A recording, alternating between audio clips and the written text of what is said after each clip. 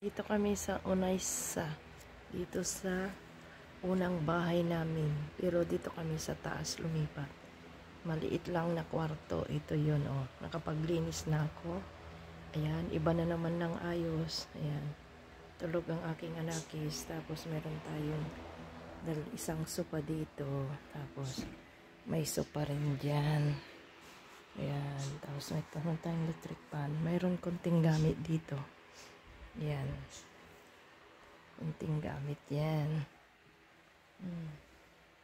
Maliit lang na kwarto. Yung laki ng teddy bear.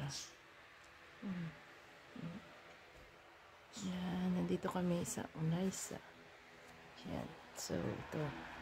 Dito tayo sa maliit na kusina. Ang daming, dami ring gamit dito. Yan. May sopa pa dito.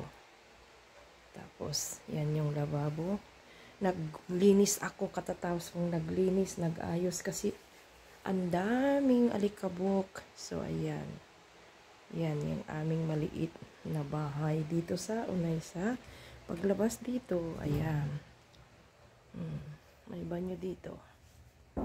Yan na yung palabas, papunta sa baba.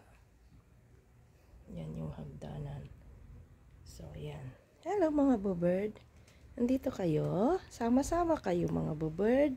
Uy, unat sila nagbati. Yan, kasama ang aming mga ibon.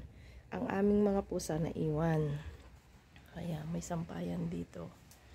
So, ito lang ang aming bahay na maliit. Tambayan pagka magbakasyon kami dito sa Unaysa. Yan. Yan lang. Yan. Tulog ang aking anakis.